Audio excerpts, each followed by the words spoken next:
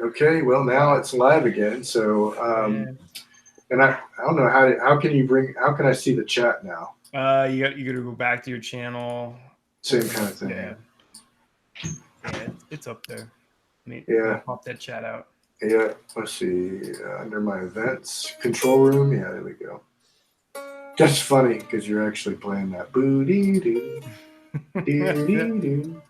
This Skype shill over here, yeah. I know. Well, we'll kind of let people come back in the chat. Microsoft's gonna demonetize you. Yeah. Brian Eno wrote that ringtone. Yeah. Who did? Brian Eno. I don't think he wrote the Skype song. That's funny. He did write the Windows 95 startup song, I think. Really? Yeah, one that makes sense. The 95 or maybe XP. I think 95. So do you know let's fact check this? You know how I can share this link? Double check me for sure. This sounds like a totally made up lie, but I think he had something to do with one of them. So is this 95? Is this permanent 95. Link? Can I share this? How do I share it to the Facebook group? Because I can do that. You gotta go to YouTube and get the link. If you send them the Hangout link, they'll be able to join us. Oh no, let's not do that. Don't do that. So just the YouTube link from your YouTube page is. Dude, I'm telling you, this old Creator Classic. I mean, going to the new freaking studio is dumb. Yeah, I just put the link in. Yeah, I've been using it for a while, but for like live streaming stuff, it was pretty bad. So people say it looks and sounds good. So it was in fact OBS because we made no hardware changes. Yeah, exactly. The interim. Yeah, well, you know, doo-doo happens, but I'm sorry, guys. I was trying to be more professional, but OBS failed me. Yeah, I was trying to send out the link, but I still can't find the link. So it's in the chat of YouTube thing if you want. Yeah. In fact, I am going to put that on my page too, because. Can I go into?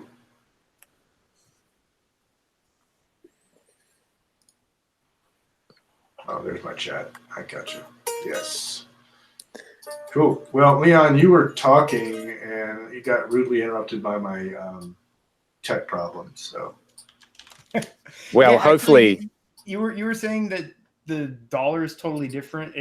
At least at that time. So yeah. So in 20, I mean, I just it was quite funny in the little interim we had. I just got a message from our mix engineer because we've just finished doing a single and it's just been sent off to mastering. And the guy doing it is in the States, and he said, can you send whatever amount it was in American dollars via PayPal to this guy? And I did it, and I looked at the conversion, and I was like, oh, I think it's down to like 66 cents at the moment.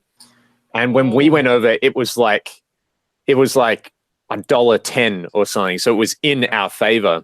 And anyway, yeah, we bought a bunch of gear, and that worked out well because we basically would go over the same time every year. And the last time we did it, we were going to be there for, we just finished recording an album and we got offered this festival slot. And it was like, do we want to go and do a bunch of dates around it? Or do we just want to go and basically do the festival and like a couple of shows either side? And it was like, man, I don't want to like have to go and lug all this gear and hire a car. And so I basically started looking into the Fractal thing. And long story short, the first person who ever showed me what an Axe-Fx was my buddy Troy, who's now our producer and mix engineer. And I always remember being like, when did the Axe Standard come out? 2006? 2007? Probably something like that, yeah. I think that's yeah. Right. And we kind of met through MySpace. This is showing that was the golden era of MySpace. And, we'd chat and it's like, I remember saying to him, what do you use for a guitar rig? And he goes, I've got an 80A MP1 and a power amp. And I was like, I have an AMP1 and a power amp. And yeah, so we were like best friends from that point on. And I remember going to his house and he goes, man, you have to hear this thing. He was on, we're both like Paul Gilbert freaks. So he was on the Racer X forum. And I think someone had posted on there, hey, there's this thing called an Axe-Fx that this guy is making, and have a listen to it. And it was like, he brought the website up and there was that video of the Crystal Echoes preset. I remember watching and we were both like, whoa, it sounds exactly like an Eventide. That's cool. And he's like, yeah, but have a listen to how the amp sound. And I remember being like, so what is it? Like it's a tube preamp? Or he's like, no, it's like a pod, but it sounds really great. And I remember people saying that exact thing. No, it's like pod, but good. Yeah. Yeah. It's like that was the only like reference point for it. And I thought it was cool because it was a rack. Like, you know, in my mind, there were like 10 people in the world who still liked rack gear. Shows how much I knew how to use the internet. But yeah, he got one. He got an Ultra a few years later, and we were playing in a band together, and we stopped playing in a band together. And I didn't see him for a few years, and I remember him coming around and being like, "Dude, I've got one." And he had like a Rocktron power amp with it, and he brought it around and sat down and plugged it in, and he had like a rectifier preset or something, and it was just like, it just floored me how good this thing sounded. And I remember my attitude, which I'm sure a lot of people still have, is like, well, that's great, but that's like, I'm not good enough to use this thing. It can do all this stuff. Why would I use it for one? You know, you talk yourself out of it. And he ended up selling his unit to a friend of ours in Perth, who's in a really, really great like progressive metal band called Chaos Divine, who I'd recommend checking out. And then Ryan from Chaos Divine sold his Ultra when the AX8 came out.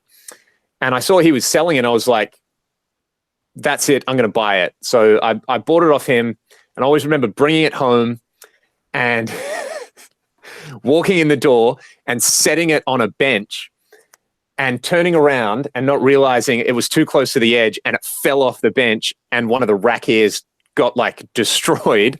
And I hadn't even plugged it in. And it was like, it's the most Leon thing you can do. And then plugging it in and just being like, yeah, this sounds really good. And I did a gig with it a couple of weeks later. I used it into, it's like, this is the slippery slope, right? I've got this thing, I'm just going to use it as a preamp when we do festivals. And there's always like a JCM 900 or a DSL as backline. So they've got an effects return. I'm just going to use it as a preamp just for those gigs. That's it. It's my backup. You're like, anyway, well. so we have a show. I'm going to test it. I take my DSL and I take my cabinet and I run it into it. It's like, wow, this sounds great. Next show we do, I just take the Axe-Fx. Yeah. And it's like, all right, I'll see if I can get a sound out of this. And the venue we were playing at had a really great PA in it. And the monitor engineer comes over and he's like, dude, that sounds incredible. Like, that's the easiest guitar sound I've ever had to mix. And I'm like, okay, that's a good sign. I did a few more shows with it, and then we went over, we played this big festival in Oklahoma, and it was great because the band who played before us had two guitar players with these like Bogners and racks and just like, you know, a full pro backline. And they took so long to load off. And it was one of those things where it's like, you know, you got 20-minute changeovers and they took 19 minutes to load off, you know. Yeah. So we're running behind, and it was, I just remember like running onto the stage and unplugging a microphone and plugging the XLR in, plugging my guitar in and playing a chord and going, yep, that'll do. And then it's like the best guitar sound I'd ever had at an outdoor festival-y kind of thing. It just worked, and we had a great show, and it was like, all right, that passes muster. This is great. And then we went to Europe later that year, and we did 12 or 13 shows. From the first gig we did was like on the side of a mountain in Switzerland, right? With, I'll never forget. We drove there. It took us like 10 hours to drive there. We flew into Paris. We drive to Switzerland. It's like the middle of the night. Just felt like I was driving up the whole time. We go to bed, and I remember opening my blinds in the morning, and like we're literally on the side of a mountain. It's like, yeah, this is pretty good. And it was the most like European thing ever, this huge stage. Then it's all surrounded on the like perimeter by like food and wine, and like Harley Davidson motorcycles had like an expo thing. And it was this free festival. There's families everywhere. Then there's another section with like basically like X Games stuff happening, like guys on dirt bikes doing triple backflips. Yeah. Perfect. Yeah. So we're like, Why well, this not? is pretty Yeah, throw cool. 'em in there. And all the organizers were like backstage, and you know, they're these kind of like, they all look like rockabilly biker kind of guys, and they keep coming up to us and nudging us and going, "You will stay for sexy show, hey? Sexy show." And we're like, you know, we're just like, they're Europeans, they're all sickos, whatever, you know. And we went out and played, and I remember it was the first gig I ever did running the Axe stereo, and the front of house guys going like, "Dude, this is incredible!" Like, whoa, you know, while we're sound checking, and the show went really, really well. And there's a total side tangent. So we were the last band to play, and then I walked backstage, and you know, it's spring, it's still pretty cold outside, and there's this like huge rug that's just like gyrating, and I'm like, what the hell's happening here? And like, is there like a dog or something under there? Like, what's going on? And all the backstage crew, you know, it's Switzerland, they've got wine and cheese, it's just like spread. And so we're there chatting, and all the crew's just getting hammered, and all these like bikini models start coming in, and we're like, oh, okay, obviously there's going to be some kind of pageant. Or keep in mind, this is a family free to the community. It was a full frontal nude show to like hardcore EDM after we played. Very European. And you know, it's like I see what sexy show is now. So yeah, that was the first gig I did with it. And then the next gig, we played this tiny little club it was literally like a basement, and it had these 2 8-inch PA speakers. And I ran direct there, and it sounded really good as well. So it was like, okay, cool. If it can scale like this, I'm all on board. And I ended up getting an AX8 after that. And that's when I started being like, okay, how do I do stuff on this? And I'd go on the forum, and I'd go on the wiki, and I'd read stuff, and I'd try to do it. And after I could figure out how to do it, I'd be like, well, I'm just going to do this and do like a little, I discovered QuickTime screen capture, and then it was game over. I'd just put up videos of me playing, and the audio wasn't normalized. So to be like, and then we adjust the volume. And yeah, that's kind of how I fell into it. But some of your older videos, I have to like turn up really loud. So yeah, they're horrendous. No, they're. I mean, the good content even on the XA, but that was kind of with me, and because I went from my live rig. I don't think this is doing anything anymore. It just looks phallic right now.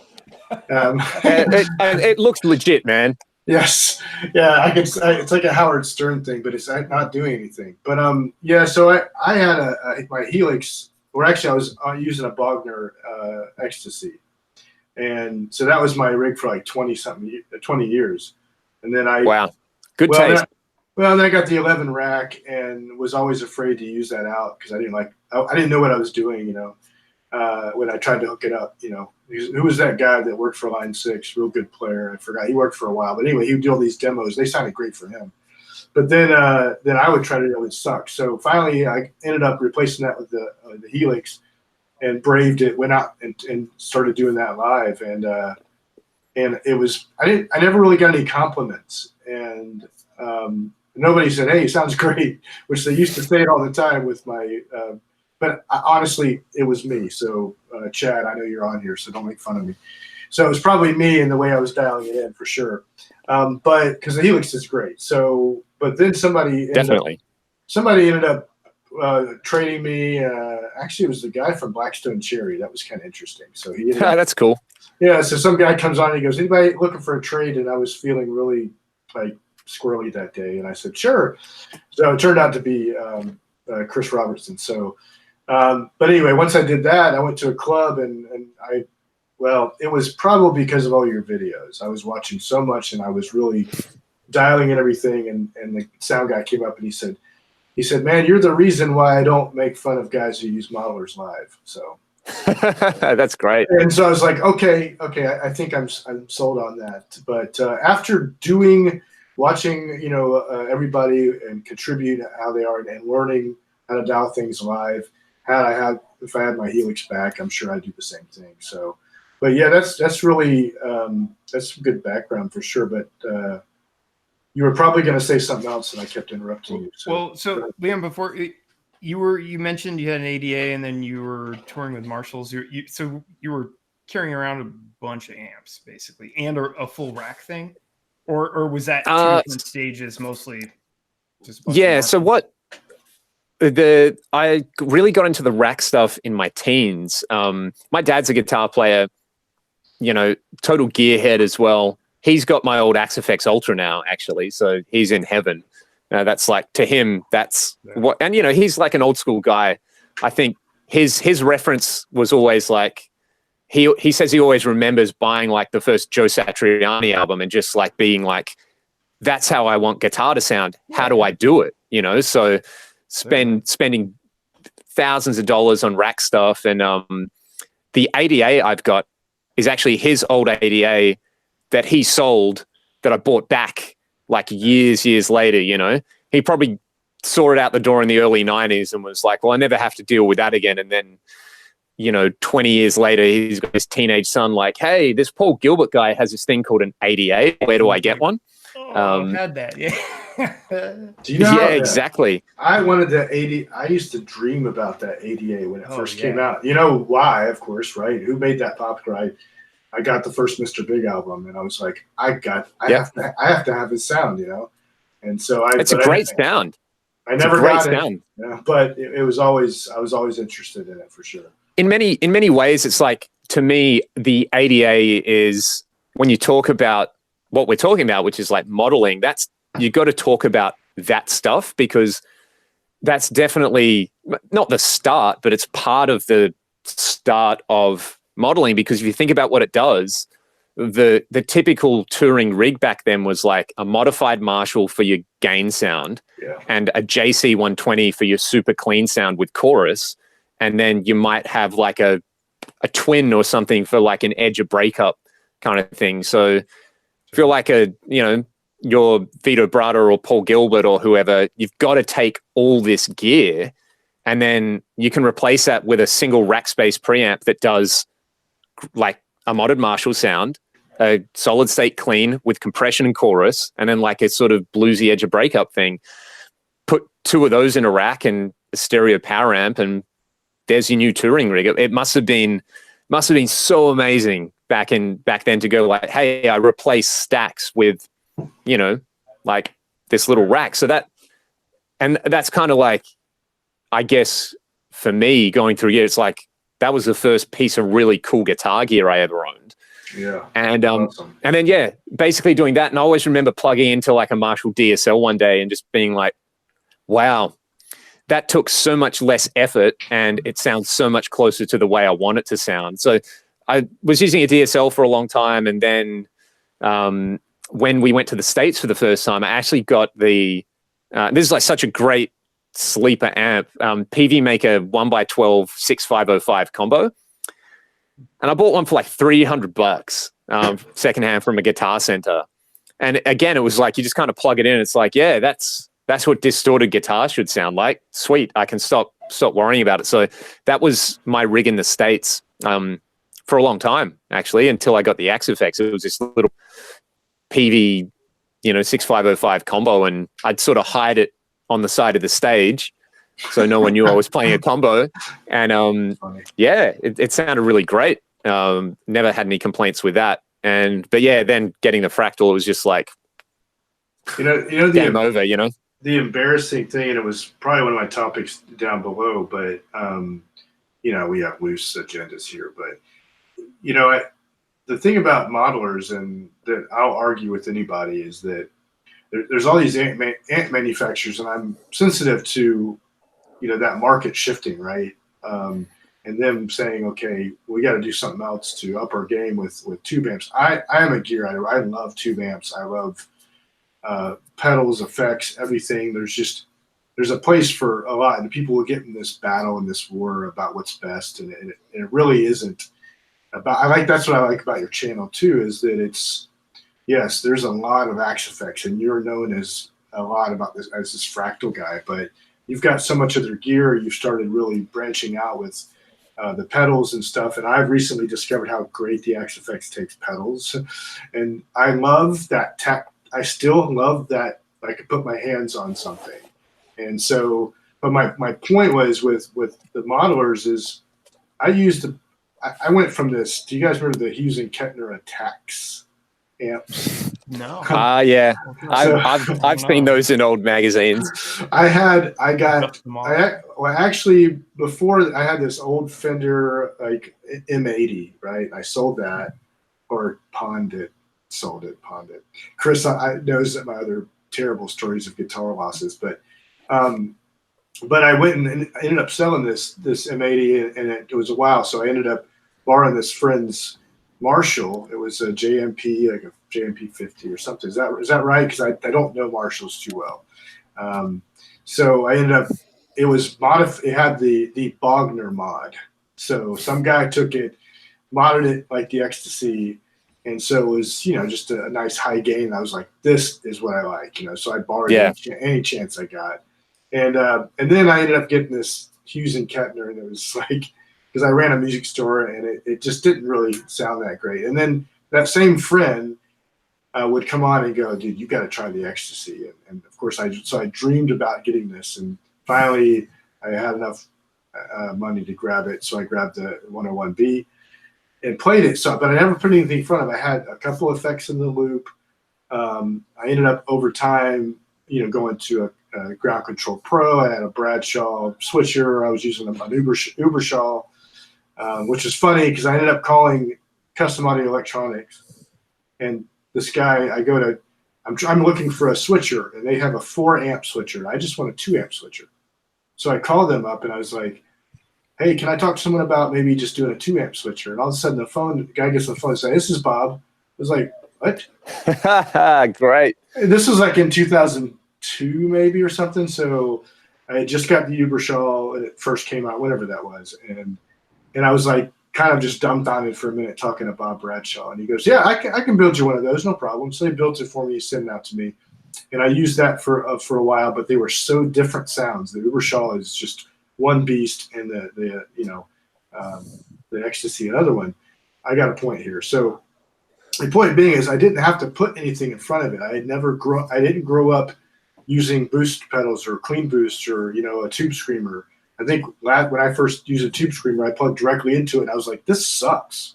I was like, it doesn't have any distortion at all, but the internet wasn't around. I didn't have friends that pushed it through a Marshall, right?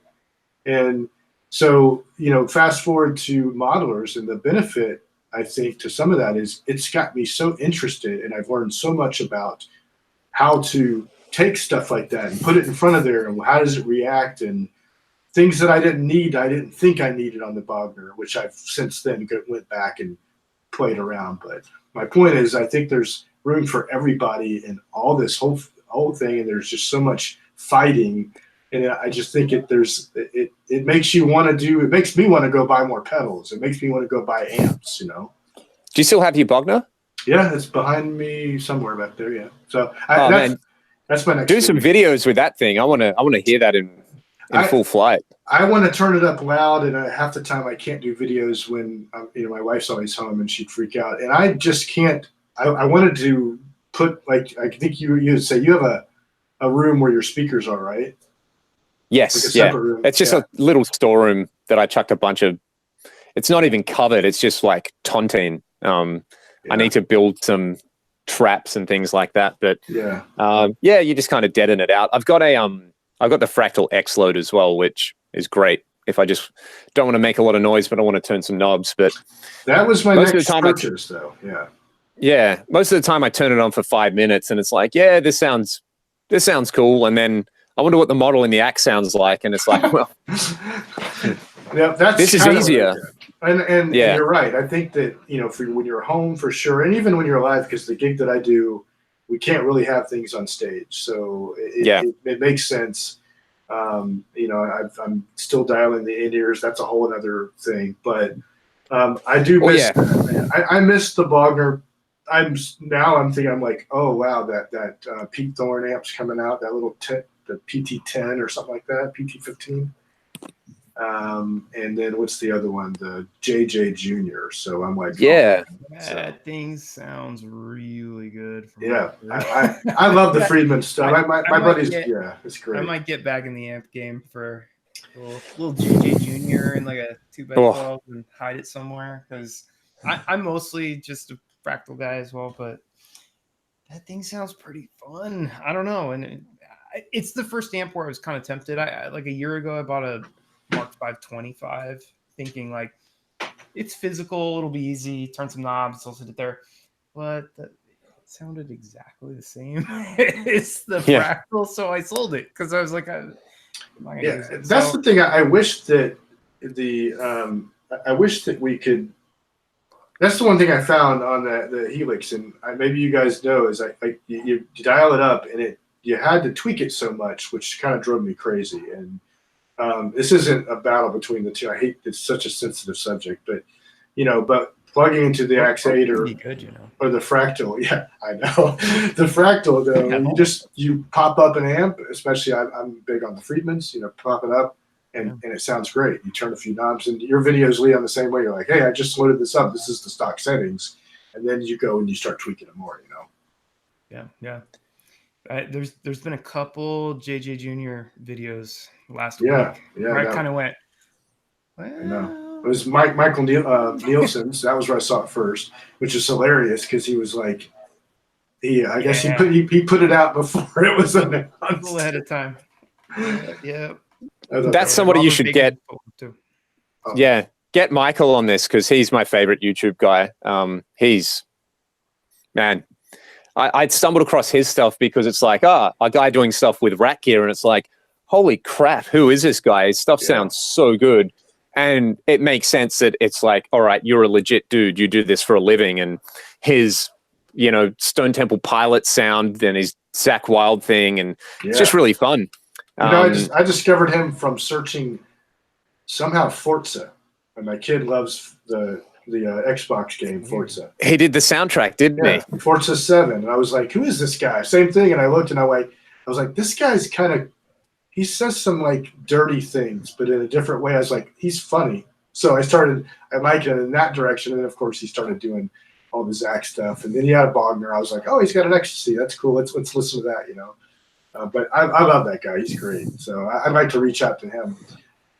I did reach out to Brian Wampler. He actually said he would do one after the summer. That was kind of interesting. So that's cool. Yeah. So right. I really, these guys, I've told Chris, it's so crazy that the guys that pop up in the groups and comment on things. You're like, what did the other day I was in a Facebook group and on the Axe Effects, I think I saw Bruce Egnator pop up. I was like, is that the Bruce Egnator? I'm like, that's pretty cool, My favorite of all time was, Ed King from Lynyrd Skynyrd.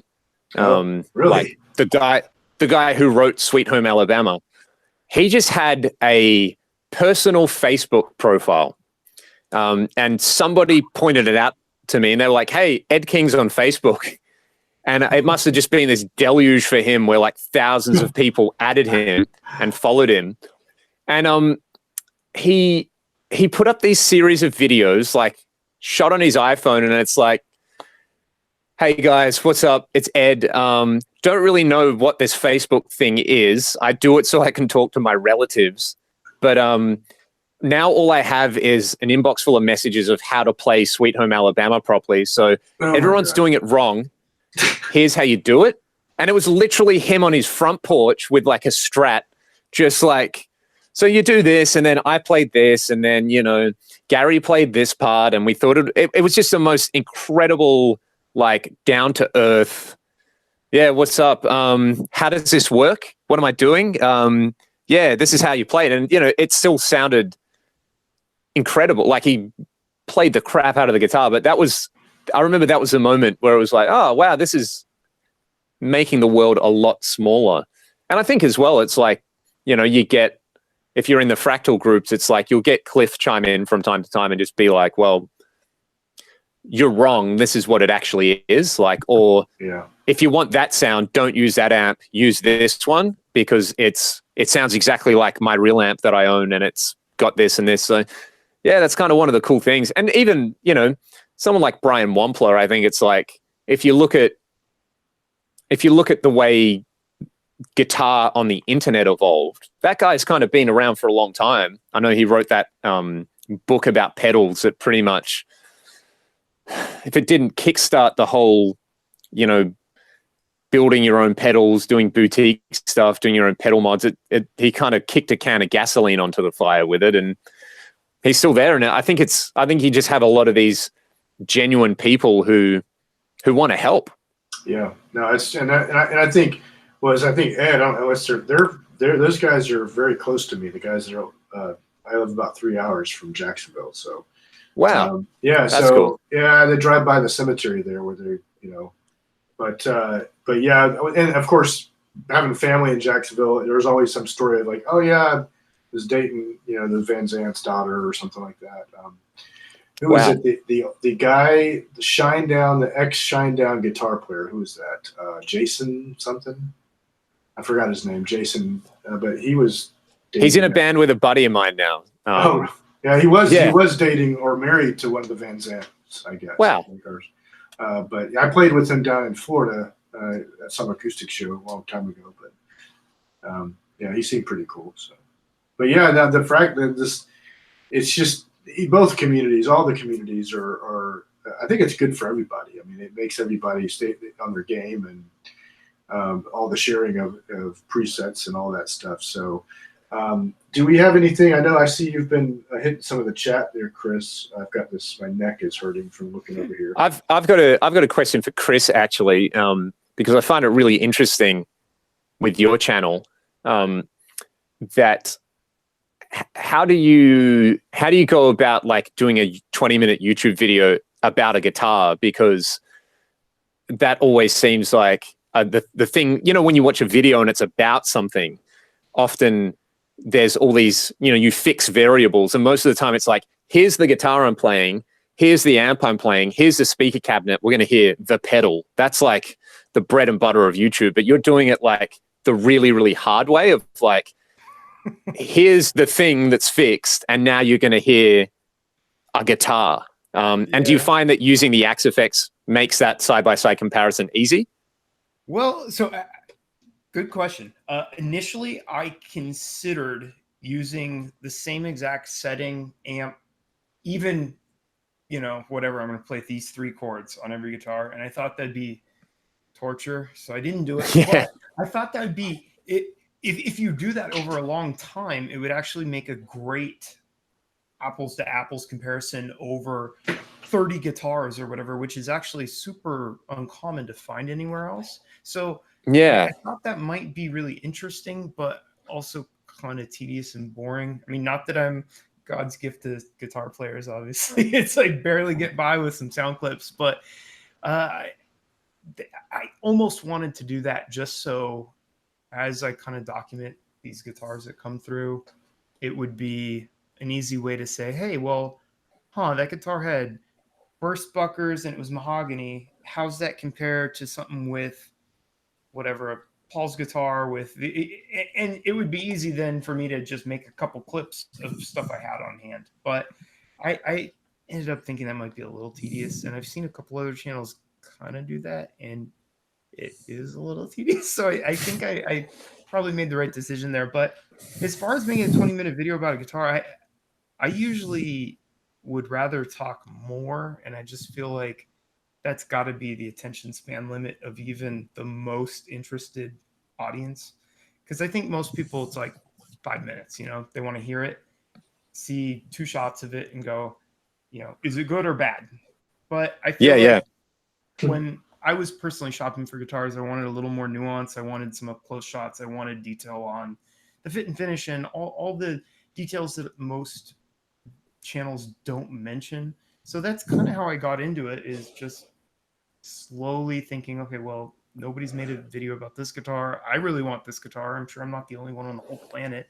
So I'll buy one, check it out, and then make a video, and other people can check it out. So I usually about 20 minutes, I feel like, is about right to go through in fine detail pretty much everything. But I just put one up of a vintage S, and I don't know, I've reviewed a couple Friedmans. I didn't feel like it was really worth belaboring some of the details I've gone over before. So that was a little shorter stuff. I feel like some of them from 10 to 20 minutes is about right, where I feel like, okay, I got that mostly covered, and people can always ask questions if I miss them. What I found was funny was we were on our chat, and we live, I don't know, many miles away from each other, and I said, hey, I went in the store and played the Sir, and I played a Sound for Less in Orlando, and he's like nodding his head, and he's like, oh yeah, I've got a lot of my guitars from there. Now they're very active on Reverb and online, but it was just so funny that he bought all these guitars, and I said, I've probably played one of those guitars on your wall because I go in there so much. But they're this wow. It was pretty like a small world. I was like, he goes, oh, I love those guys, great deals, But big shout out for Sound for Less for breaking all vendor agreements and not honoring whatever enforced. What's the a guaranteed retail price or some kind of deal where it's like you must sell it for this much or more, and you advertise it below. They go, whatever. Wow. Those guys play ball. I like it. Now there's some the stuff you don't see. I don't know about you, Leon, what you guys have over there, but we don't. You got your Guitar Centers, and you may find a store that's got a bunch of PRS and nice Gibson customs, but finding Sir and Strymon and all these guys, you just it's pretty cool. They walk in and go, oh my gosh, there's this little treasure of Morgan amps, and so pretty cool stuff. Well, what's the guitar store scene where you're at? I mean, I'm semi familiar. I watch In the Blues do those guitar shopping videos. I'm not sure how geographically close you guys are, but it seems it's not like you guys are hurting for nice guitars. There's plenty of good stuff down there. Yeah, it's funny because I think as Australia is so like skewed, a lot of people, and I used to love this, especially in the Midwest, because people would be like, Australia, like, what do you guys have down there? Like, isn't it just barren wasteland? Like, is it actually Mad Max? But, Australia's like, it's a really, really vast place with not a lot of people in it, with a shit ton of like mineral wealth that they dig out of the ground. And yeah, Australia's like it's a very cosmopolitan, well-off place. It's like, well, Sydney's now the most expensive city in the world. Yep. I think. Yeah. I think that's right. Yeah. I mean, and it's always like top 5, top 10 in terms of standard of living and all that kind of stuff. We're basically like a Nordic country, but on 130. Yeah. Fair enough. Yeah. There are very few. I mean, you don't have stuff like you don't have big chains like Guitar Center, but there are.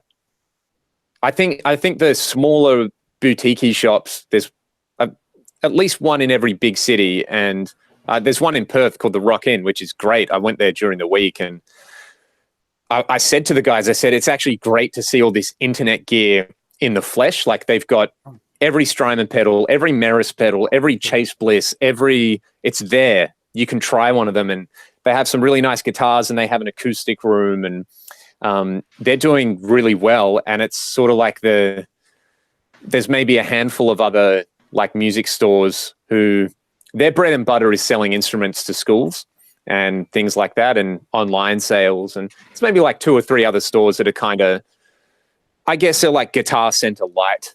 They're more of like it'd be, more like when you walk into Sam Ash, and it's a little less like corporate, I guess. That would probably be the closest comparison. But with the internet now, it's most people, there's lots and lots of like, for the higher end stuff, there's a lot of people who it's Facebook groups and that kind of thing where it's like there's a couple of really good boutique builders. I'm in Perth, so Ormsby Guitars is technically not in Perth, Fremantle, which is part of the same metropolitan area. So they're out of there, and I remember going down to Perry's place when I was 18, and he was working out of this tiny little shop doing custom one-offs, and now he's like, he basically is the guy when it comes to ERG stuff. And, you know, you've got like Strandberg and Mayonas and Ormsby. Kiesel. Yeah. And that's the whole game right there. He's the first guy I ever saw make a multi-scale guitar and being like, oh, it's just fan frets. He was like, no, it's a different thing. And he, from what I understand, he's actually kind of the guy that, for whatever reason, he couldn't trademark it or patent it or whatever, but he's kind of responsible for the multi-scale thing. I remember about 10, 12 years ago, he made a multi-scale 8. And I was like, what kind of maniac plays this guitar, you know? That was right around the time that you had like, I mean, this is before like Animals as Leaders even existed. This was like right around the time where you might know someone who had heard of Meshuggah and they were like, oh man, you got to hear this stuff. And it's incredible how that has become such a thing. So yeah, I mean, credit to him because the guy works his absolute arse off. And yeah, he's absolutely killing it. So that's one success story out of Perth, and he's probably the only guy out of Perth who's had any type of success like that with building. But there's lots of boutique, small scale stuff as well. So, and I mean, Australia is interesting in that like you get a lot more of that. It's funny because going to the States has really, and I'm married to an American now, so.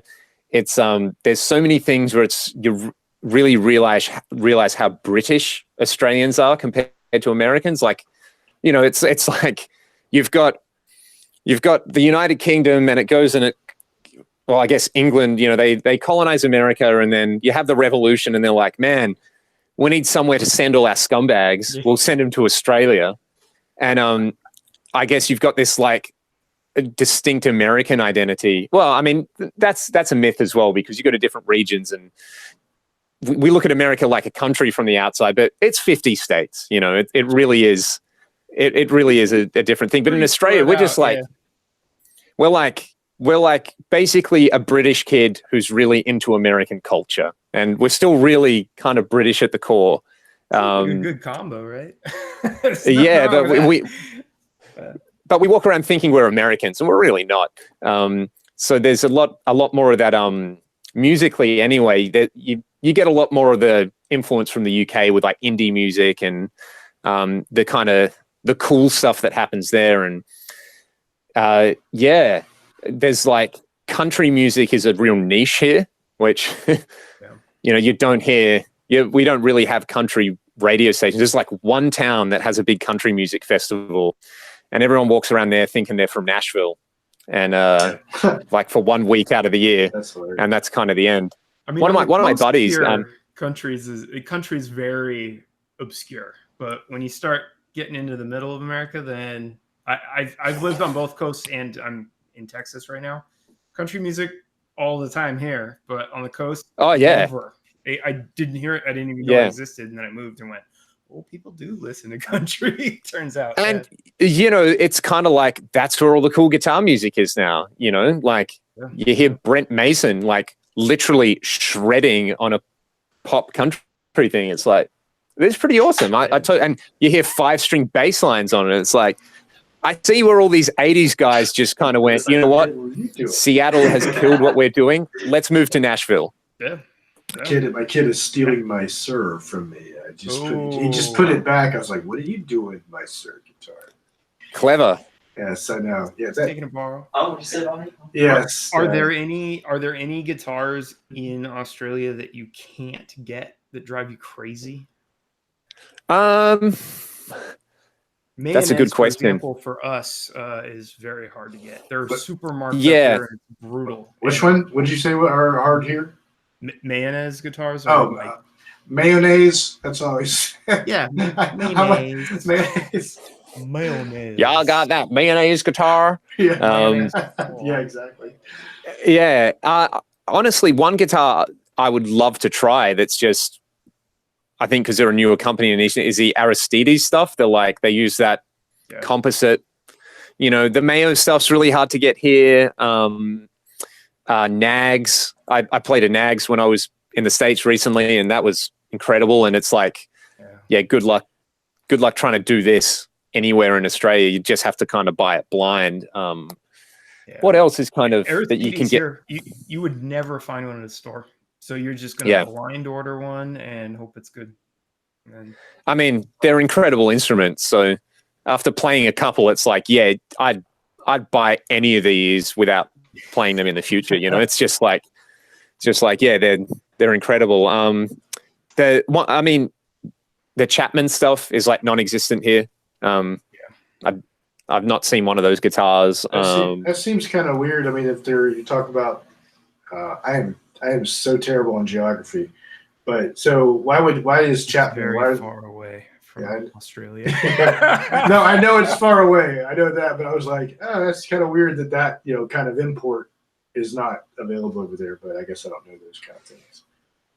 Yeah. If it were to ship from where it were made, then I guess it's not. I guess that's what I'm thinking. I guess. Yeah. I don't know.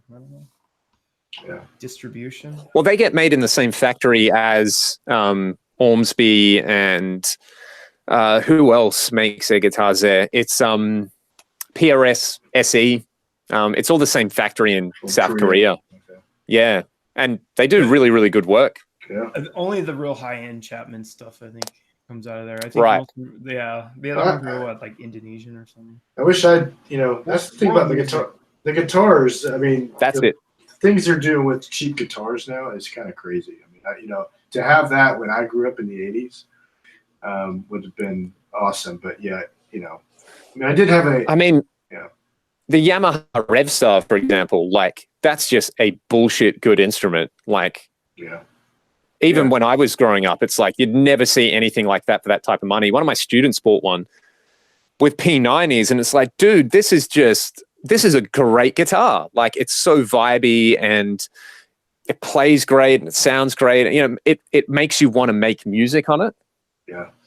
And that's what I found. You're always talking about it, which I know it, but you get really caught up dialing in and tweaking stuff, and talking to Chris has really actually got me back into thinking, all right, look, there's tons of stuff in here, but I love the Friedman model. So I'm just going to play the Friedman model a lot. And I'll play around every now and then. But if this gets me to play, and I've talked about it a million times, that Sir that I got, I have never played so much in my entire life. I actually have calluses, again, from playing that guitar so much because it just is very, I don't know, it reminds me, I had an RG570. It's not like the Ibanez, but it kind of brings me back to that shred era that I was doing. And not waking up, but I would come home from work. I worked at Hardee's flipping burgers. And so I would get off around 11 or 11:30, and it was around 8:91 or so, and I would open up my Satriani tab book, and I would sit on the floor until about 5 a.m. I had one of those. Playing, all the Flying in a Blue Dream, all the stuff. And I would just get up, and I was like, I was just hunched over so bad from practicing so much.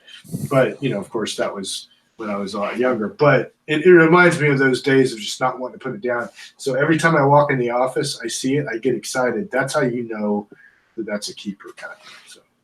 Yep. Well, exactly. Speaking of keepers, you have quite a few guitars. Yeah. What are you gravitating towards lately, and what do you have your eye on? What's off your list? I don't know. Tell us what. I know it's kind of a cycle. I feel like everybody kind of, hey, I'm into single coils, and then hey, single cuts, and then this and that. So what kind of realm are you in right now? Stuff you like and play daily? For me, well, it's like the reason I've got these hangers is so I can do this and just be like, all right, I'm in front of my computer. Hang on. I can lift that up and I can plug in, I can hit record. So, I mean, I got this guitar in 2014 in Dallas. And I'd met my wife, my now wife, the year before. So we did long distance for like about 18 months. And she came over and I went over before the start of a tour and I was like, you know, I've got a bit of money aside. I want to buy another guitar. And the sort of like the thing that sealed the deal for us was in 2013, we were in the States for 3 months and I met her and I ended up like extending my trip. So I was staying with her and I had my PRS McCarty was like my only guitar that I was using on tour. And I was like, look, just so you know that this is serious, I'm going to leave this guitar here. So you know I'm going to be back, you know? Serious, yeah. That is serious. Yeah. And we went over the next year and we had this schedule where we did like 21 shows in 20 days or something crazy like that. There was this run of like show. And then we did like we did an in-store and I was like, man, I need 2 guitars. You know, I don't want to restring the same guitar every single day. And as I was getting on the plane, I get this email. Like I'm literally sitting on the plane waiting for it to take off from Australia. And I get this email come through from Guitar Center. It's like, we have 40% off PRS for like pre-2010 models or something. We're clearing stock. And I was like, all right. And basically I emailed this Guitar Center near her. She's in Dallas, was in Dallas. And I was like, look, what have you got? And they sent me a bunch of photos. And there's all these like great looking flame tops. And I'm looking at them going, yeah, they all look cool. And you see like this guitar, but like the side, and that was it. So I walked in and I played all these guitars and they were all okay. They were good. And then I remember like I was going to walk out and I picked this guitar up and I was like, I'm going to buy that guitar. And the guy's looking at me like, what, don't you want to like plug it in to make sure? It's like, no, man, it just has the thing. It felt good. It was the right weight. And I played an A chord on it and it was like, yeah, that rings. That's pretty good. And I plugged it in and I remember playing it heaps on that tour and going back and a friend of mine was recording an EP and he wanted me to play guitar on it. So I did this session. It's like 8 or 9 hour session doing all the guitar for his EP. And I took a couple of guitars and I took this guitar down and the engineer's like, all right, let's try a few guitars. And I plugged this in. He was like, he sort of turned around. He's like, what have you changed? It's like, oh, I'm just playing this guitar instead of my regular Les Paul. He's like, that's the one. We're just going to use that. So it's like, okay. And then we went and did the last Fractal album and we're auditioning like every guitar and every amp. And I just kept coming back to it. And then we're recording at the moment. I'm using the Axe effects for everything and, you know, swapping out guitars. And it's like, yeah, it's sort of like every song we're doing, I pick up this guitar and the engineer just goes like, yeah, that's the sound I want. Like, what guitar are you playing? Oh, you're playing the black single cut. So yeah, it's literally, I think I just played so many guitars for so long. It's the first guitar I've played consistently where I've been like, yeah, this thing kind of sounds like me. So that's really great. What else? I'll pop these off and I'll keep talking. So let me just grab a few things.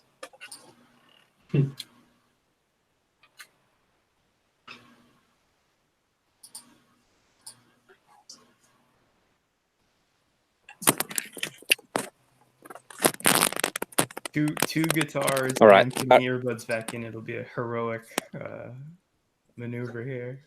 He's done. So yeah, this is a 2002 Standard Premium Plus. I don't know if you can see the top, but it's just this bullshit, ridiculous. I'm pretty sure it's weight relieved, and I've taken everything off it except like the nut, the frets, and that's about it. Like new pickups. There's a guy here in Australia, Martin Smith, who makes humbuckers, and they sound really good. The switch is upside down because I'm an idiot, and it's got I put Tone Pro's locking parts on it and some Godot locking tuners. So it's really easy to restring, and it's a good.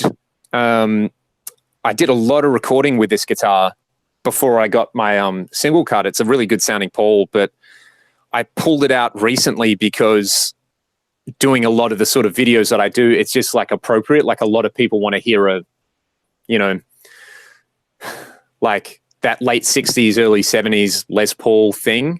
So that one's really good. This guitar, it's comparisons and stuff. It's really good to have. This is a Les Paul, and people go, okay, I got it. It's like in Some Kind of Monster when they're like trying to record something and Lars is playing that just the worst, most inappropriate drum beat, and they're like, can't you just play like boom, ka, boom, ka? And he's like, I think it sounds stock, and he sort of storms out. It's like, this guitar is stock, and that's good. And then this guitar, the first year I went to the States, I bought this from Norman's. It's an 08 Mira, and it's a cool, just sort of rock and roll guitar. I stripped the back of the neck, so nice. It's so get this right. I'm giving a guitar lesson, and I teach a day at a school, just doing like one-on-one guitar lessons, and I put the guitar on the chair. And I went to collect a kid for a lesson, and I came back, and the guitar's on the floor, and the neck's like at a right angle. So it had obviously slipped off the chair, and I'm like, oh man, this is not good. So I just kind of like pulled the neck back in, and I did the rest of the lesson like holding it in place. And I had this really revolutionary whammy bar at the time, and basically. I managed to, with my dad, we well, this is all him. We put these 2 huge bolts in there through the pickup cavity and re-glued it, and it was okay. And a buddy of mine, this guy locally, bought a plec, and he's been doing plec jobs. So I took it down to him, and I was like, "This has never been right since I damaged it." And it was like basically like the neck angle on it wasn't right. So he plecked it, and it's kind of back to being great. It's like PRS's take on an SG. A Mira, I mean, those are like one of the most beloved guitars of all time, right? I think they're even more valuable than they were new now on Reverb. Yeah, it's really. I wish I bought more. I wish I bought more of them when I saw them, because at the time it's like, I've already got a Mira. It's just a funny guitar because I'm like 6'2". And this is like a small person's guitar, So anytime I play it, it looks like I'm playing a mandolin. So that's great. That's the guitar the Nags guy invented, right? Before he left. Yes, correct. Yeah. Great. Guitar is? Yeah. Oh wow, I didn't know that. Okay. That's why see the cut on the front of the Mira has that angle. Yeah, if you can. It's real similar to. Yeah. Good old Joe. And so that to me is like a modern classic guitar, real sleeper guitar. If you see a 2008, 2009 Mira, just buy it because they're all really, really good. And I've been playing. Let me put that over there and hopefully not drop it. It's like a music store in your house, man. It's like going into a music store. I'm telling you, you got something. Yeah, this is what happens when you discover eBay when you're 18 and you've got disposable income. It's just like I sell all mine, I haven't bought a new guitar for a long time, but I bought the neck. I bought everything except the body for this guitar off a guy locally for like a couple of $100. I just saw like Fender YJM neck and scratch plate assembly for sale, and it was like, I don't know what I'm going to do with this, but I need to have this. It was one of those things, and I had a Warmoth body laying around, and it's actually like that Mary Kay White, that 50s kind of finish. That looks great, though. They should make this, Definitely. The regular one's very off-white. I like the one you got going on right there. The regular one is that kind of like smoker's teeth yellow, that like smoker's teeth. Yeah, that's just right. And yeah, it's really cool, and like massive frets on top of a scallop fingerboard just mean it's like feels like you're not playing on a guitar. You know, it's very interesting, but it's got, you know, it has these like stacked Damasios in it, and they're so mellow. It's such a mellow sounding guitar, which you would not think. You think of Yngwie Malmsteen, you think it's going to have like the pickups are going to be like 10 million K, and you know. Sure.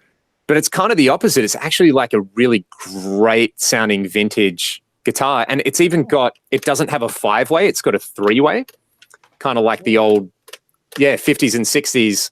So you can sort of do the thing where like they would have done back in the day where you balance it in the middle. There's like a spot you can get. But But yeah. Is that how the stock one is? Does he only have a 3-way on the actual RJ amp or the whatever? Yeah, because he never uses the middle pickup. So you can see, hopefully you can see, I've just got it flat. Yeah, so it's literally neck or bridge, which is kind of cool.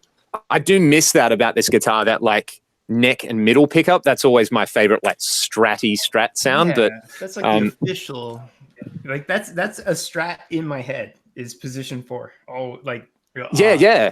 So it kind of doesn't do that. It's got a really nice sounding mellow neck pickup, and then the bridge pickup's like not too bright. So it's if you're really, really into Fenders, you probably hate this guitar, but you know, it's Yngwie, man. Like that's kind of, I always wanted one like an Yngwie Strat just cause. I'll be back in 1 second because I'll show you some really cool stuff. Love it. I will watch a guitar show and tell for 100 hours. That's funny. I always wanted one of those Yngwie Strats, but the scallop thing. The scallop thing throws me off, and of course, then you go to play it and you push on it, and you're like, you know, vibrato and everything. It's tough, yeah. Even like super jumbo frets, you can bend them so sharp easily. So yeah, for sure. Scallop is a really tough one, but I'd mess around with it if I could find one for cheap.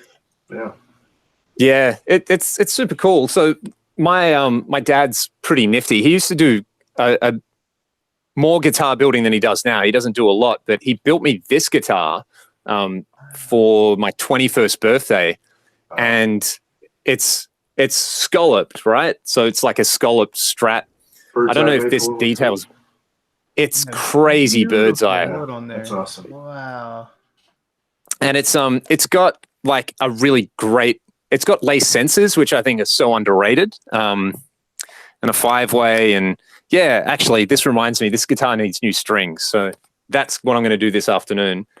And then awesome. He built this. I don't know how long ago, but it's like a PRS style thing.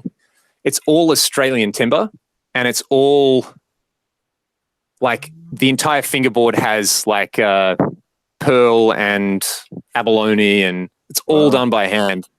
That's awesome. Which is why I always give him shit. I'm just like, man, you need to be building more. Like you make amazing stuff. But it was fun to watch him. I liked that video was cool. You got a lot of good feedback on that video.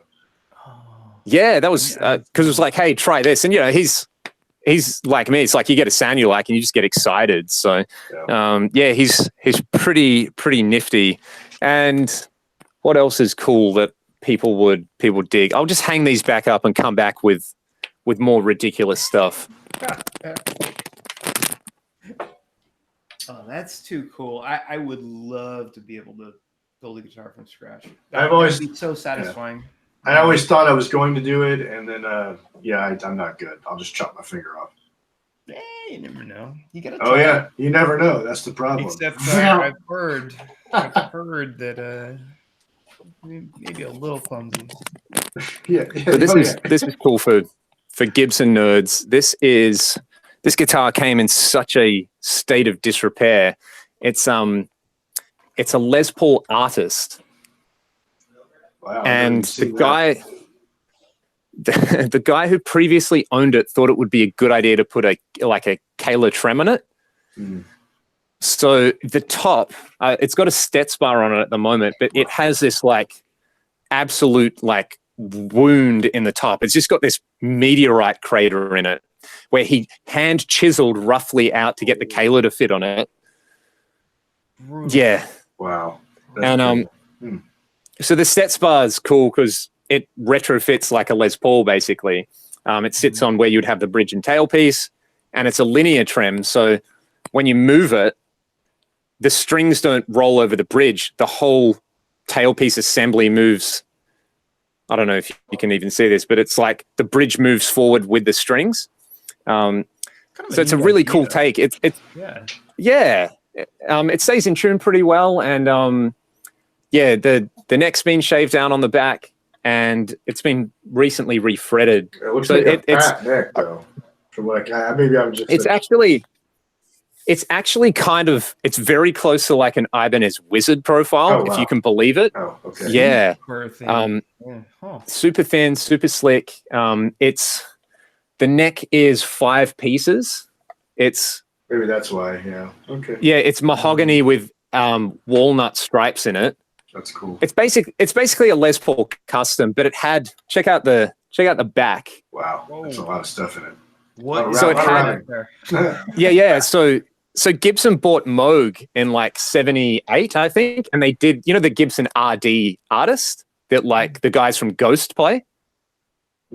Oh, I haven't seen those. No.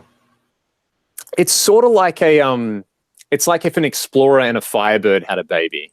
But the idea was we'll do this new guitar and we now own Moog, so we'll put like analog electronics in it. It had like a Compander circuit. It had like active EQ, so it had bass and treble and something else. And yeah, it was like all this 70s circuitry.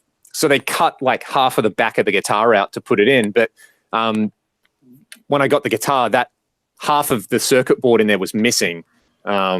But yeah, it's sort of like, it's basically a late 70s custom by another name. It doesn't have binding on the back, but it does have the like multiply on the front, and it's got that like sort of 70s 3-tone dark sunburst, and it's a really good sounding guitar. It's weight relief.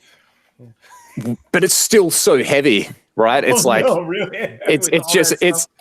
It's an absolute brick of a thing, yeah. So, but yeah, it is. It's a really sweet sounding guitar, and it's got that kind of when you think of like a Les Paul, like a lot of people think of. I think now because of there's so many good reissues of like 50s Les Pauls, right? Where it's like people associate, that a Les Paul should be really bright and kind of snappy as well as being girthy, like a Telecaster on crack, basically. But this is like dark and muddy and mean, and yeah, it's like. What would you consider? What would you consider like a heavy Les Paul as far as pounds? That's a good question. I've got a white custom that is. Let me do the conversion really quickly on my computer. It's like 2.5 pounds to a kilogram, I think. I'm going to go 10 pounds or like. I was going to say that Les Paul's 4.3 kilos. That's getting there. That's probably close to 10, 11 pounds. Yeah. So the reason why I ask is I went on Reverb. I had bought a standard from Guitar Center on one of those like no payments, no interest for 2 years and years ago. And then it came up and I was like, oh crap, I don't have the money. And so I ended up selling it and I lost a couple $100. But years later, I was like, I got to get another Les Paul. So it was my first sale, my first purchase on Reverb. I found it at Chicago Music Exchange. And they're pretty good. Yeah. So it said, I was so stupid. I didn't know, I was like, I don't know, 10.9 pounds. Okay, whatever. I got that thing home. I was like, oh my God, this thing is.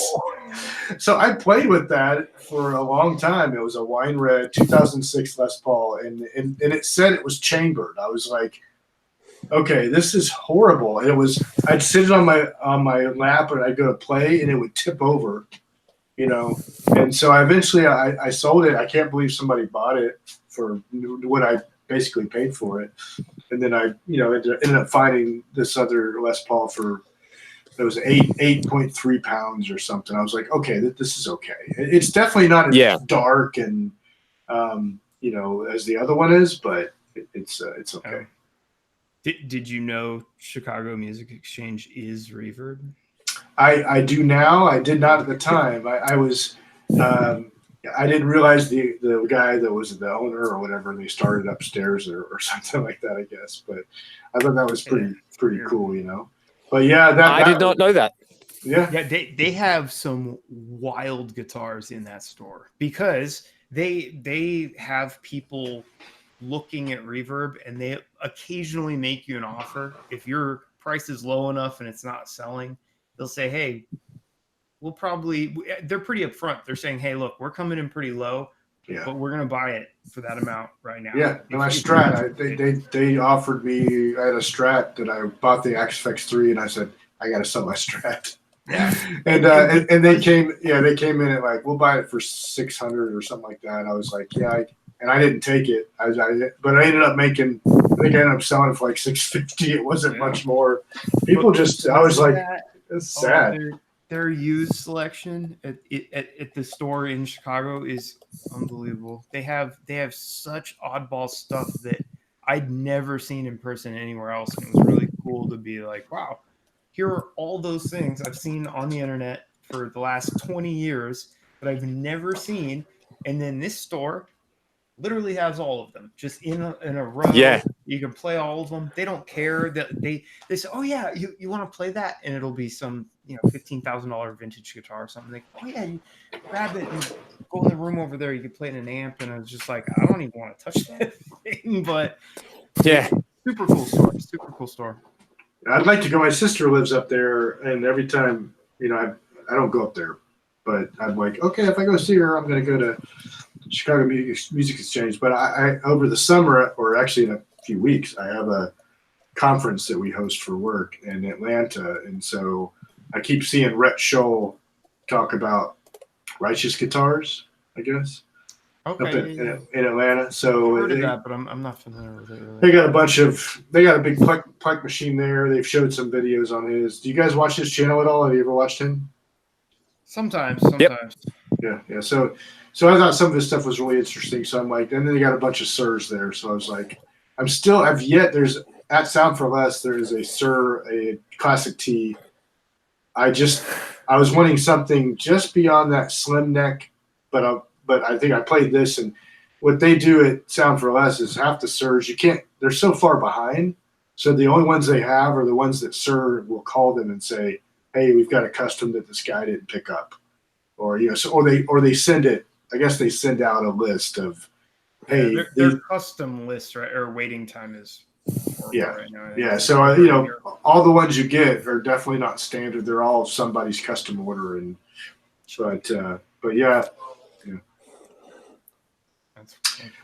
What is it? I don't think I had. We kind of covered everything on this list, kind of thing. I think some of the stuff was some of your interest outside of your channel, but I was surprised when I heard you were a mathematician. That was kind of cool. Yeah.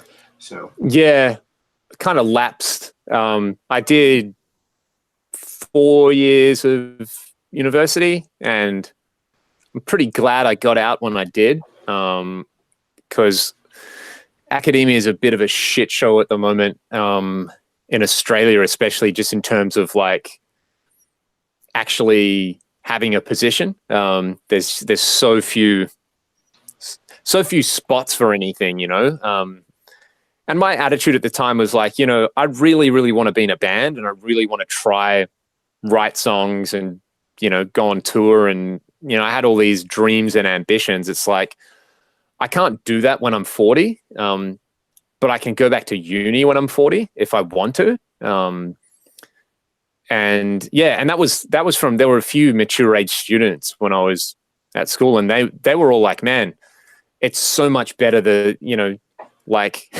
that I didn't go on with my degree or whatever when I was there, because I went and did all this stuff, and now I see how cruisy this is and how much fun it is. And that was sort of the thing that made me go, oh, cool. Yeah. Maybe having perspective is good. And I mean, if I went back, I'm sure I would have an amazingly fun time, but tell me you're going to add Central Florida to your list of shows for your new CD that comes out.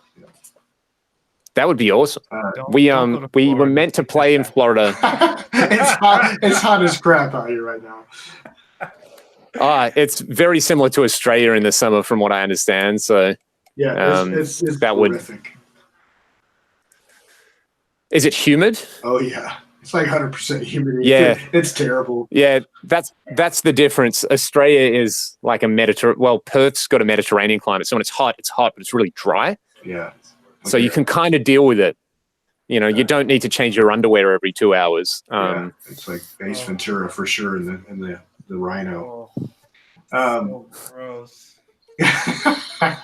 Destroys your guitars too. My air conditioner broke yesterday, and it destroyed all my guitars. So that was cool.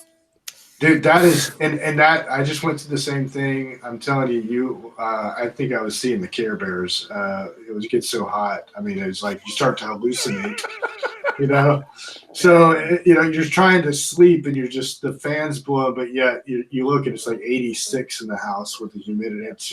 It's the worst. Now, I feel for you, but I'm assuming you got it fixed today or no? Yeah, it's fixed now, thankfully. Well, yeah, I guess you're not sweating right now, so that's good. Yeah. See how nice and dry. Yeah, I'm hot from these stupid lights here. You know, I got these cheap lights here that are just heating me up. Shoot.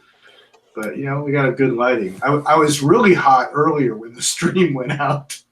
I really thought I was going to die, actually. But I don't know. I can't really see like how many people are on it. So unless I go to the live stream, so I think it was like 17 or 18 people. Yeah, it's like 18, 20 people. Yeah. So as long as they're having a good time, we're having a good time. I might see if I can do that actually, and see if I can leave a comment on your live stream. There you go. That'd be very Inception style, wouldn't it? Greg Summers. Yeah. You suck. What are you guys doing? Yeah, nice first live stream. It's great. Hey. Yeah. It kinda worked. What do they want? So we went on like mega guitar journey there, but yeah, for me it's sort of like,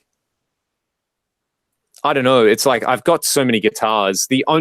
Chris, you asked a little while ago, it's like, I remember years and years ago seeing the PRS hollow bodies. And that's kind of like I've got a really old thrashed out 335 hanging just over there that needs a refret. And I love the way that sounds. So yeah, a hollow body. I think that's kind of like the one thing. Otherwise, the stuff that interests me is like, I went to Japan last year. If you ever get a chance, man, some of the guitar stores there. Yeah, I saw that Wow. video. That was a pretty cool video. You did a couple walkthroughs. That was neat. And Wild. that was like, if you want to try stuff from the internet, it's like I had everything. I had Strandbergs and Mayos, and just their selection of like Fender and Gibson that they've got there as well is like unbelievable. Some of the one-off stuff and some of the colors that are only for the Japanese market. Yeah, really, really awesome stuff.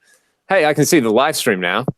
Let's see. We have a question. There's a question for you too. There you go. Yeah, no, I haven't seen too many of them, but we can take some questions on we're getting to the close of this. So, I mean, Tube amp with effect loop return using power amp section or solid state amp with cab. At the moment, I don't know about you, Greg, but for me, I'm just going direct with ears. Yeah, that's exactly. I can't run no cabs. Else, yeah. No. If I was able to go out on play out in a bigger place where standard monitors, I would do the Matrix or Seymour Duncan or something like that. Yeah. I've got a Matrix. Yeah, you said you had the. I mean, Chris and I were talking. We don't see those here at all. I guess it's, you have to. Yeah, we don't see them around here at all. It'd be a blind purchase with a big shipping cost. Yeah. Yeah, it was a blind purchase for me as well because they just sell direct.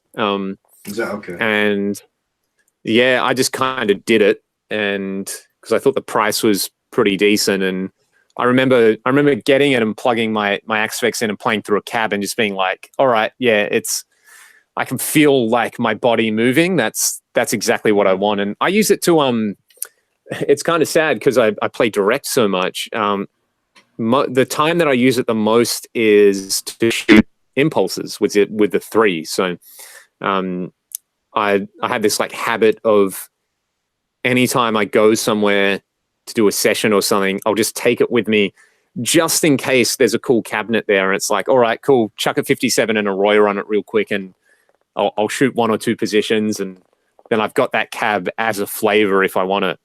That's all right. Live stream. Yeah, somebody's let's see, 606 or EL34. I'm not sure what that question was about, but the Randall, everybody 606 or EL34. I'm not sure yes. what it was in reference to. Oh, he just wants to know in general what you like. Okay.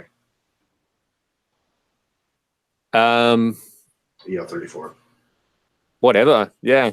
606 for clean, right? That's good, I guess. I don't know. I'm an EL34 guy, but that's just all I've had. So. Yeah, they're both good. I think there's other things that are way more important. Yeah. Randall and Laney amps in the Axe-Fx. Yeah, the Ultra had a model of the Laney VC30 or something, which is kind of cool. I've got one of those somewhere in a really bad state that I bought off somebody, and that's a really cool clean amp. It's basically like an AC30 with 2 channels and like a 50-watt power section. So yeah, I know Brett Kingman has one as well. The Randall stuff that people have all, because it's solid state, people have talked about. It's really hard to do that, I guess. I don't know if that's. I guess it's like people want the dime bag thing probably, but you can probably do that just by stacking. I tell my kid is like, sorry, I didn't mean to cut you off, but I tell him, I'm like, it was really terrible. It worked well for dime bag, but it was really bad. I thought, I mean, but if you isolate it by itself, I don't know how, but it worked for Pantera, but it just is pretty bad by itself.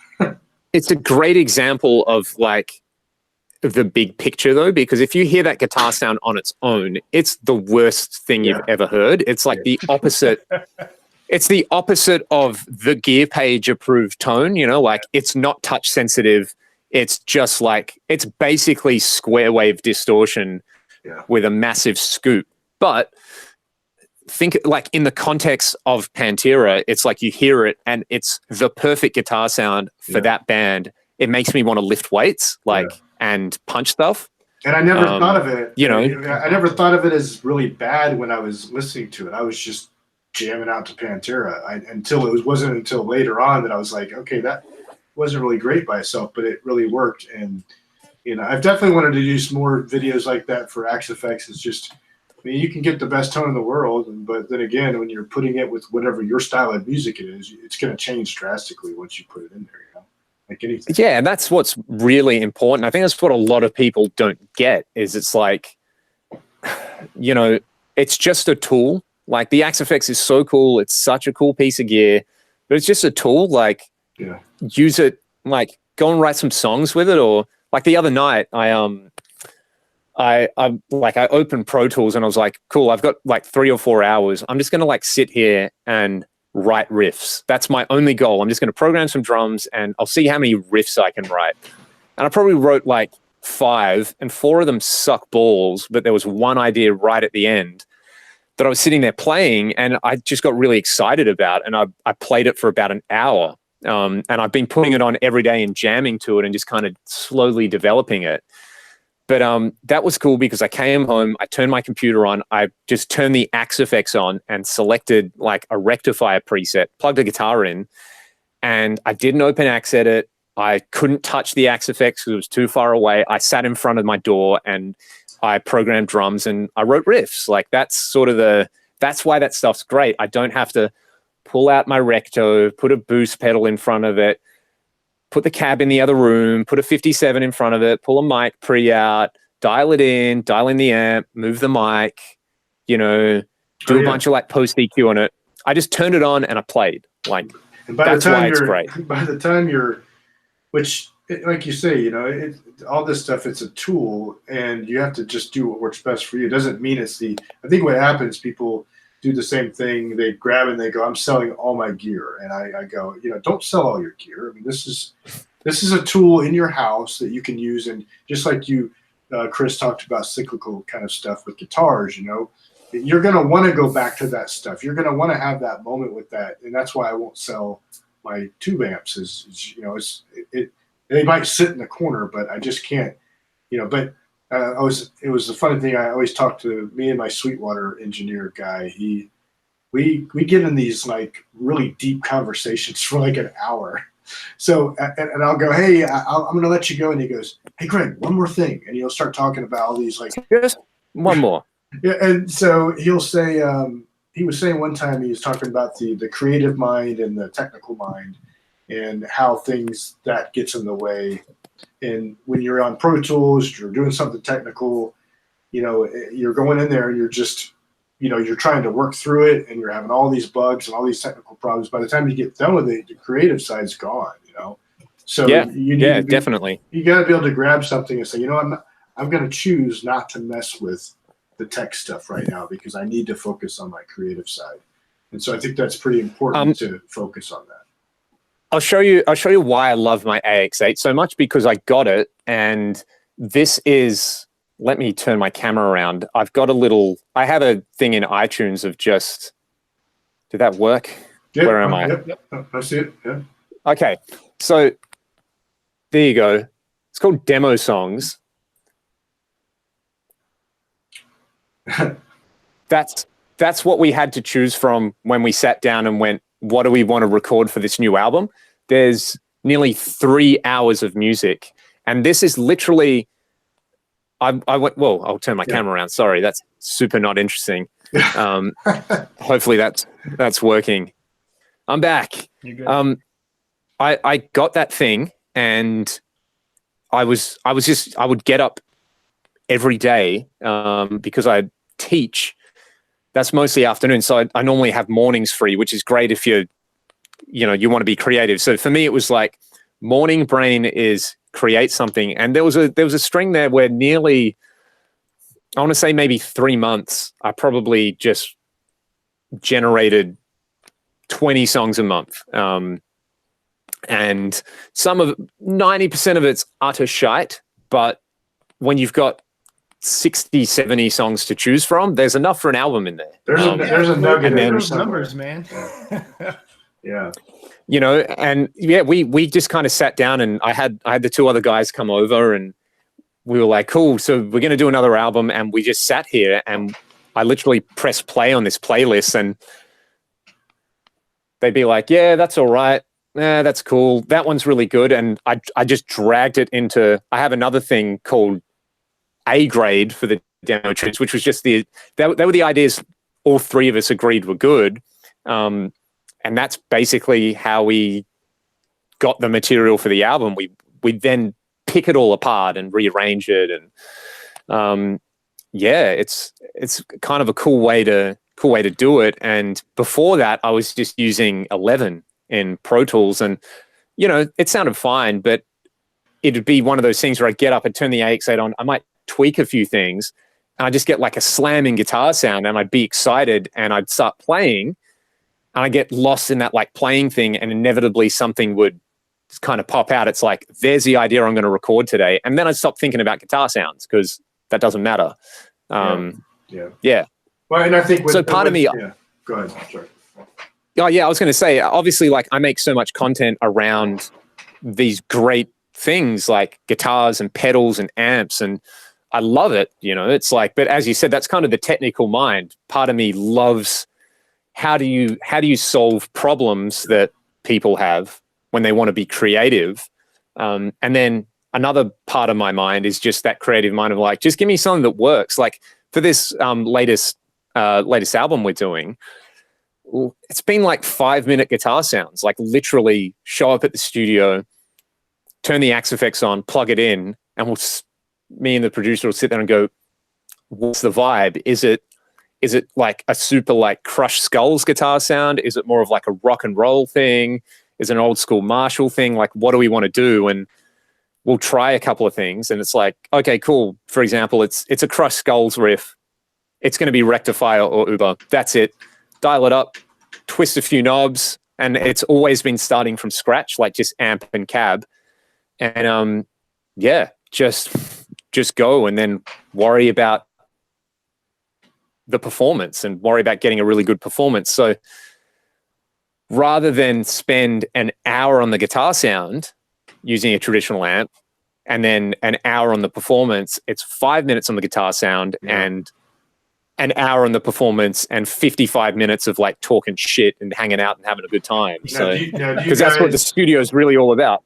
Well, Don, do you guys do, and then I want to, there's a few questions in the chat. So, do you guys do dry tracks with everything or DI tracks and then reamp later with the Axe effects? Yeah. So the DI, we always take a DI. It's just, that's kind of best practice.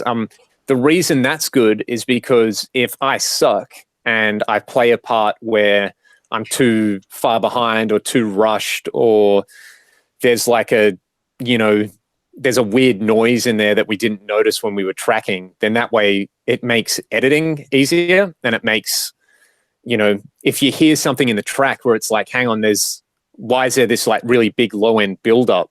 You can look at the DI waveform, which is a nice clear sine wave, rather than like a sausage of distortion, and go, see that like weird artifact in there?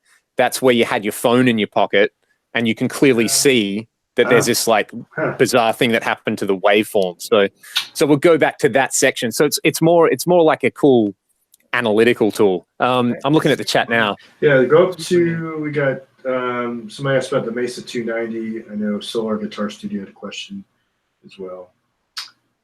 Why didn't I say in the States? That was super last minute.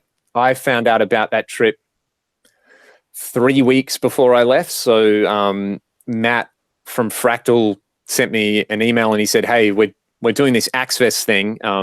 If you can make it over, we would love to have you. And I sort of read his message and I was like, well, I can't not go. That's just not an option. So I need to make this happen. And my wife works. She's actually a care worker. So her work's pretty flexible, but we had, I think it was like about a month before that, her parents came for a visit. So she used up all her leave.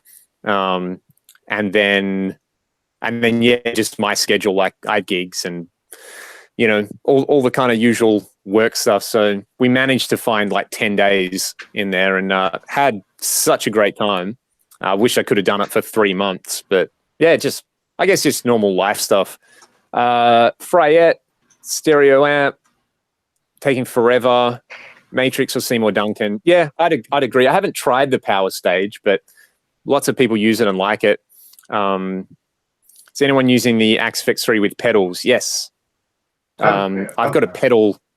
Check that out. I've got like a little pedal drawer in my rack. Nice. I've got an H9 and a bunch of cool overdrives and a few Boss pedals. And I just bought one of these. They're cool. I just bought one of these crayon pedals. Have you ever seen those? The crayon. Yeah.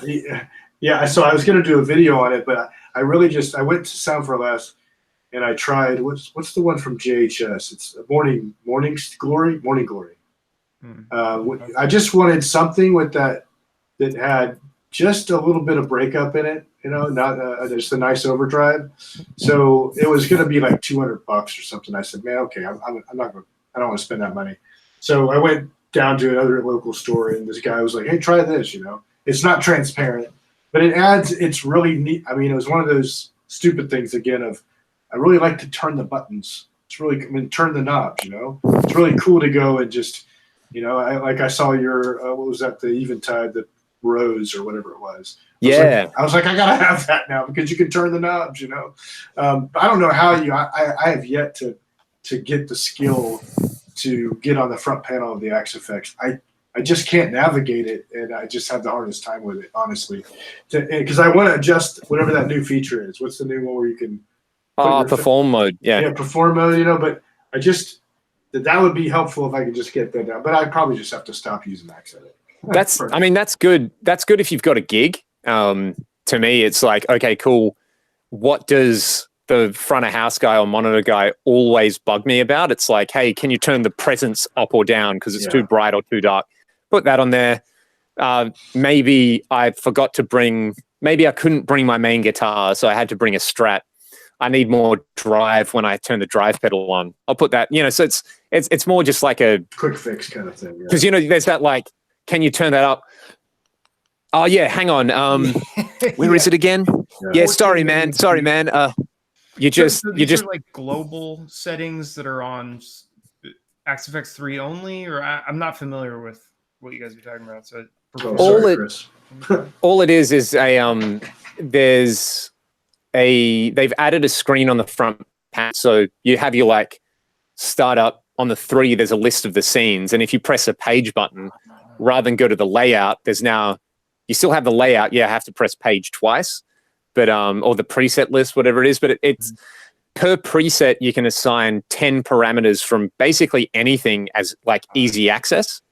And the 5 knobs on the front. So, I mean, you could easily do it as like your 5 amp controls as one layer and then delay mix, reverb mix, and they're per preset. But there's also, and XFX has global parameters as well. So, yeah, there's just so much you can do with it, man. Like, it is such a cool thing. And I just got I don't know if you probably hadn't woke up yet, but I ended up, I'm kind of regretting. I got rid of my FC6 and I have an FC12 now. Oh, wow. And because I was just like, it was one of those, I put it up, I got my invite for the FC12 and I was like, I don't really need the FC12, but maybe I can put my FC6 up and make some money, make what I spent, because I think I overpaid for it a little bit. So I ended up putting it up there, and I almost didn't want it to sell because I was like, so I was so close to removing it off of Reverb, and then I ended up making my money back. So I think I paid about $100 extra to get the FC12, and so I got it today, and I haven't even. It's missing everything. It's got my old layout that's all scattered out on it, But I did ask this. I did ask this question, and I just haven't even had time to look at it. But the Helix has, the different modes where you can go snapshots or snapshot, and then instant access. Effects. Can you do 2 different rows within a layout? So like top is going to be effects and bottom is going to be scenes or presets. I don't. Somebody said they thought you could. Yeah, a layout's anything you want. There's default layouts which are pretty good, but yeah, you can. For some reason, I thought it was like one level was like you had to have the scene layout and you had to have the preset layout and you had to have that. So I've been going back and forth. Sorry if this is incredibly pedantic and boring, Chris, but I've got my XFX on. So for me, if I go to like in this particular preset, whatever's going on, if I go to perform, I've got like this row is effects and then this row is scenes. Yeah, that's what I want. So yeah. Okay, good. Yeah. Easy. I don't know why I didn't. That's my preference, but I've had one with a hold button to go to or I've had just a switch that goes to my effects layout, and I'd rather have just the 3 scenes and effects up top. Now I can have a bunch, And it's cool. You can call the layout whatever you want. If you wanted to call it sweaty ball sack, you can call it that. That's probably what I'll call mine. Yeah. It's very because it's very Florida, right? So somebody, let's see, Mesa 290 or the Matrix for in the room with a cab. Somebody asked that. The Matrix is a lot lighter, and cheaper, so that's why I would choose it. And I mean, the 290 is great. Like, it just depends what you like. If you like that, like big. Yeah, exactly. But having said that, it's like, those power amps, I think everybody says, they read on the internet that like tube power amp distortion is good. So tube is good. And really it's like, yeah, tube power amp distortion is great if you're using a plexi at like jet airliner volume. Yeah. because that's a very particular sound. But that's a really like loose, like chewy, kind of gross sound. It's a sound with a lot of character, but most people don't actually want that. Like they want control, they want preamp distortion, and they want just like headroom. So the Mesa power amps are actually pretty clean. If you're managing to push a 290 loud enough to get distortion, you're going to hear it on like the next continent, because it's going to be so loud. Horrible. I plugged into a lot of the time. Go ahead. Sorry.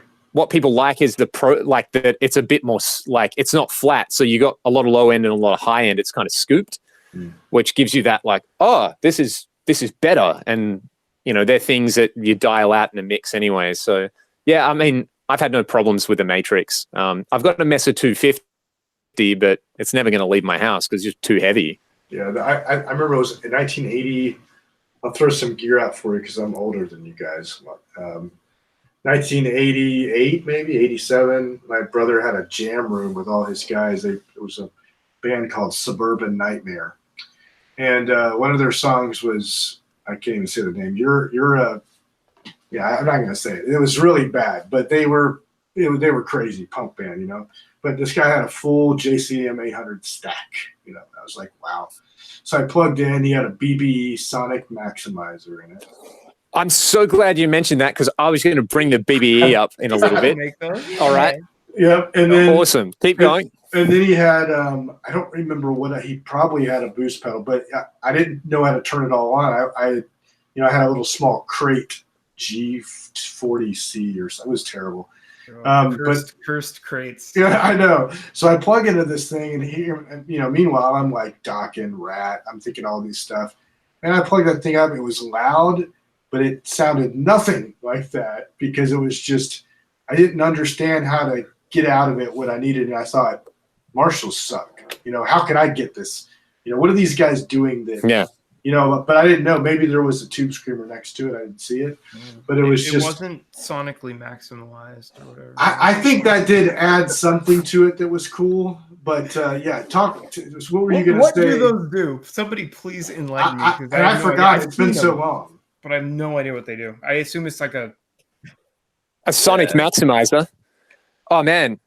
Okay, so you know how people like you got the little like there's always a bit of to and fro between Helix and Axe Effect, and then you got your your PRS versus Gibson, your Fender versus Sir, all these like internet beefs. Then you really got your clon. You get to clon level of like.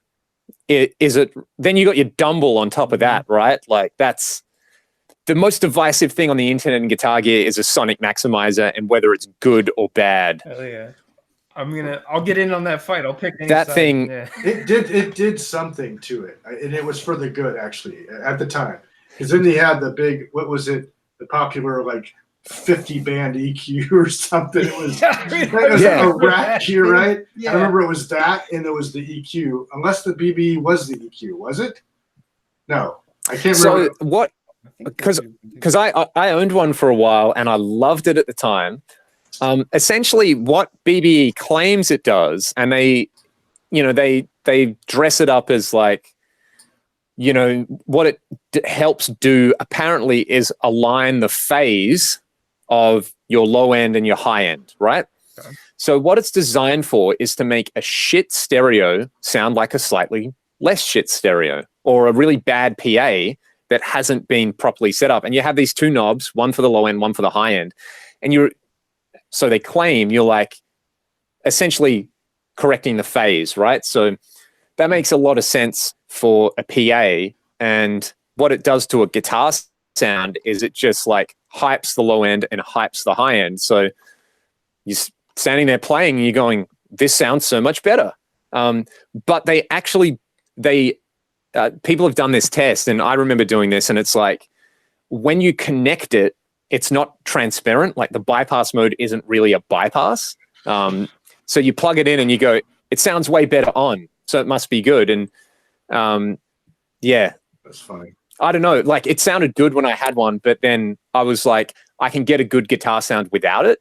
And And you see a lot of people, they did the pedal, which, yeah, it's just, maybe it's you don't need it. subtractive. So if you have it connected, it sounds worse because you can't A/B it instantly. It's relative. You forget, you turn it on, and you go, it sounds crazy. And it's just because it's only made you worse until you turn it back on. Well, that's a great product yeah, idea. and I'm going to start selling that.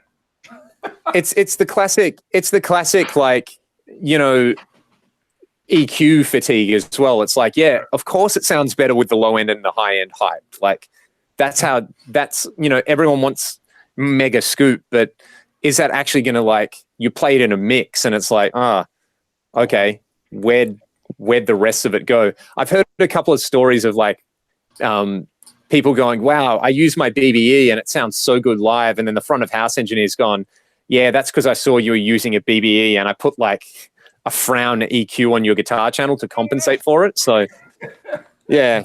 But yeah, without a being one, that's just kind of like, I owned one for a while and I realized I didn't need it. So there's my personal story with the BBE, but it's a pretty hot topic. If just go to any forum and say, hey, what do you guys think of the BBE Sonic Maximizer? 50% will be like, best thing you can do for your rig. 50% will be like snake oil. So, yeah. Hey, I just got an alert that I got a copyright claim for the crap stream because I played one of your songs. So, yeah, so somebody claimed your Shine Ragdoll song. I was like, well, actually, okay, whatever. You can have it because the stream sucked. Well, there you go. I'm sure there'll be 0.0001 cents that somebody makes out of that. I don't know. That's a good song. Question. Yeah. Evertune Bridge. Have you tried? I love those things. Awesome. Have I? I can't remember if I've tried one. Those things maybe once for like 2 minutes. The strangest thing to play. I've tried one not too recently at a local store, and it was the weirdest thing. But I mean, it when you can lock it and unlock certain things. But then if you're Leon, if you play it, I guarantee it would be the strangest thing for you too, because we are constant vibrato, you know, and every kind of thing. So if you go to do it and you've locked the A, maybe the fourth through sixth strings, and you lock them to not move, you go to do vibrato and it doesn't move. It's the weirdest thing. So you can't bend, but you can control what string will have vibrato or will be able to bend. So you can bend all day long. Interesting. And nothing happens. It's just locked. So a lot of people will do maybe the E and the A string will be locked so they can chug, you know, without flat on there. Right. So it keeps it very stable, but I mean, I didn't play with it for long, but it was the weirdest thing I've ever played. But it does not mess around. No, I mean, it doesn't. You cannot put it out of tune. I kind of rolled my eyes when I read their marketing and went, yeah, I bet. Okay. And that thing is bulletproof. And you can just pick the guitar up by the strings and like beat the hell out of it. It's fine. It's insane. It's a really, really cool setup. Was it Devin Townsend? I'm watching. He's a monster. I love watching his stuff. But these guys, his guitars on there. With that, that's probably where I saw most of it, and I was like, for their stuff, it's great. Yeah, they include it for free on that $12,000 Framus he has. So. Oh yeah. At least Thanks for the generous offer of the free thing. So. I know, like, I don't know. It's almost 12:30 here. We got about 12 people in, but I think it's probably, you know, we've talked a lot, but you know, if there's anything else you want to add in closing, obviously we can do that and kind of close this one up and, you know, be in the books. Famous last words. Yeah, at least it worked, you know. Gosh. Yeah, exactly.